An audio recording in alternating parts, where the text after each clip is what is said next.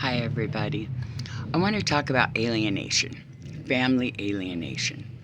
So, sometimes this is good, sometimes this is necessary, sometimes this is taking your power back. I went a couple of years without my kids talking to me, which was good. I needed to heal, they needed to heal. We were all dysfunctional, we were trauma bonding, we were codependent, and we all needed healing so that we could come back together healthier and inspire each other and support each other, but not be codependently responsible or enabling each other. And this takes doing our own healing, and this happened for us by the universe and gave us the opportunity, and we all took it, and now our relationships are healthier. I know I've talked before about I was sexually abused by my father, and I didn't even remember until in my 20s, and then he disowned me. And then a couple of years later, the sheriff called me and said he had gotten caught molesting a granddaughter, and he went to prison for like 8-9 years, and I didn't talk to him. My brother told me when he got out, he's like, call Dad. I did on Father's Day, and he was respectful to me, and we started a relationship, what I thought was a healthy relationship, and I forgave him.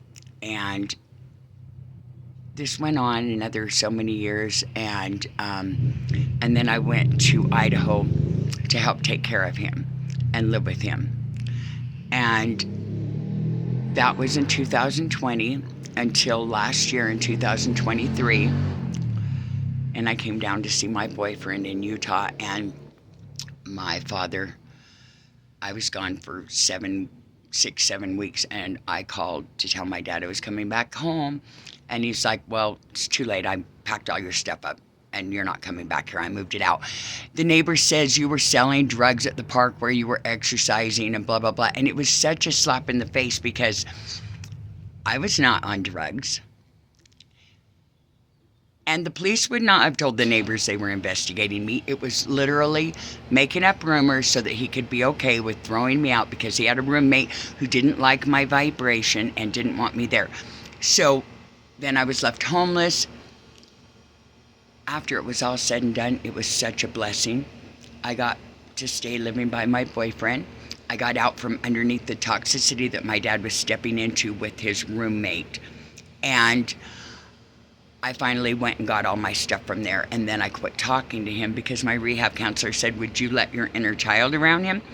And I was like, no. And she's like, then don't let yourself, because part of my drinking had to do with last year. My dad had bought a bunch of dolls and was keeping them in his car, and we would like go to Walmart and he'd be like, oh, Terry, that's a cute little girl. Go get one of those dolls and give them to her. And I'm like, I'm not going to fucking be a part of your grooming, like trauma.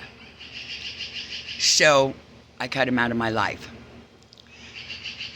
when I was in rehab in March, because he doesn't deserve to stand in my presence, to make up rumors about me, to, when I went up there to get my stuff, he had told so many rumors about me, he couldn't even let me in his house. He made me and my boyfriend sleep in the U-Haul in February in Idaho. It was ridiculous. He doesn't deserve to be in my presence. And I told him, take my name out of your mouth. Oh God, a bug was biting me. Take my name out of your mouth. Take my name off your will. You do not deserve to be in my presence. I take my power back. He disregarded me. He did not respect me. He does not deserve to be in my presence.